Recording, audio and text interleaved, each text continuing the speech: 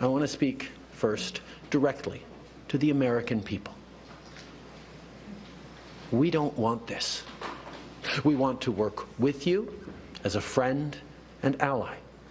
And we don't want to see you hurt either. But your government has chosen to do this to you. As of this morning, markets are down, and inflation is set to rise dramatically all across your country.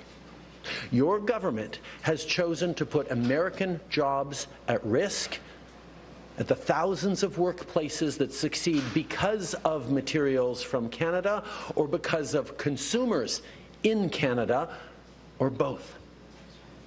They've chosen to raise costs for American consumers on everyday essential items like groceries and gas, on major purchases like cars and homes, and everything in between. They've chosen to harm American national security, impeding access to the abundant critical minerals, energy, building materials, and fertilizers that we have and that the United States needs to grow and prosper. They've chosen to launch a trade war that will, first and foremost, harm American families. They've chosen to sabotage their own agenda that was supposed to usher in a new golden age for the United States. And they've chosen to undermine the incredible work we've done together to tackle the scourge that is fentanyl, a drug that must be wiped from the face of the earth. So on that point, let me be crystal clear. There is absolutely no justification or need whatsoever for these tariffs today.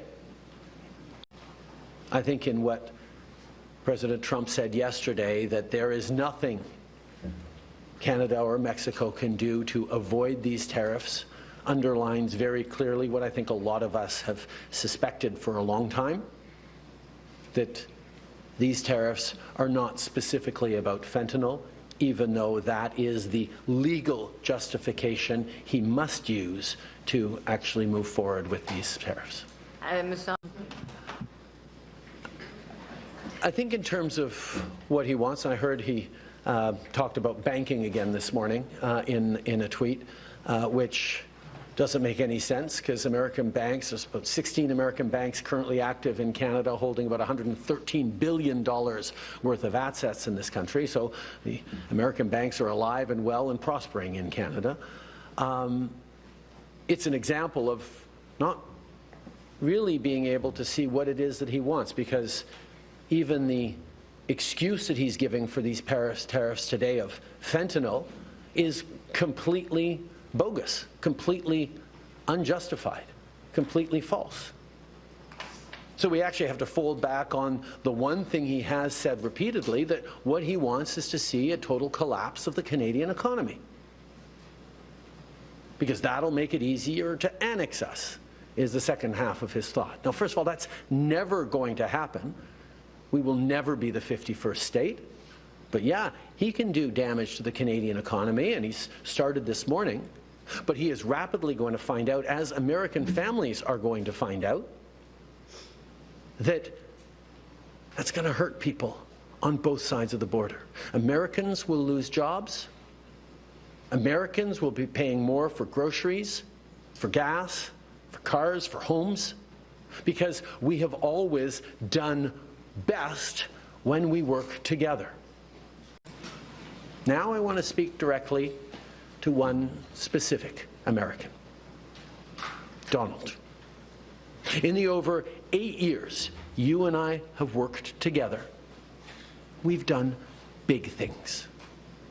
We signed a historic deal that has created record jobs and growth in both of our countries. We've done big things together on the world stage, as Canada and the US have done together for decades, for generations. And now we should be working together to ensure even greater prosperity for North Americans in a very uncertain and challenging world. Now, it's not in my habit to agree with the Wall Street Journal, but Donald, they point out that even though you're a very smart guy, this is a very dumb thing to do.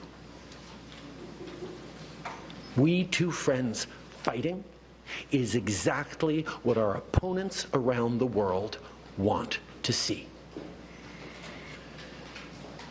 And now, to my fellow Canadians, I won't sugarcoat it.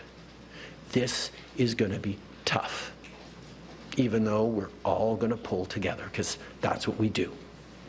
We will use every tool at our disposal so Canadian workers and businesses can weather this storm.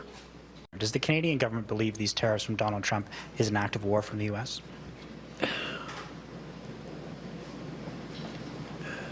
Canadians are not angry at the American people for this. We don't have anything against Americans. Americans are our neighbors, our friends, our partners. We do things together. We've done things together for decades and generations. This is a policy decision by the American government designed to go after the Canadian economy. This is a trade war, yes. But Canadians are hurt. Canadians are angry. We're going to choose to not go on vacation in Florida or Old Orchard Beach or wherever.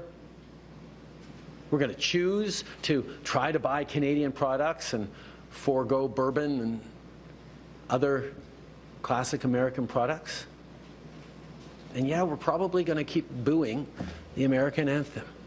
But let me tell Americans, we're not booing you. We're not booing your teams. We're not booing your players. We're booing a policy that is designed to hurt us. And we're insulted. And we're angry.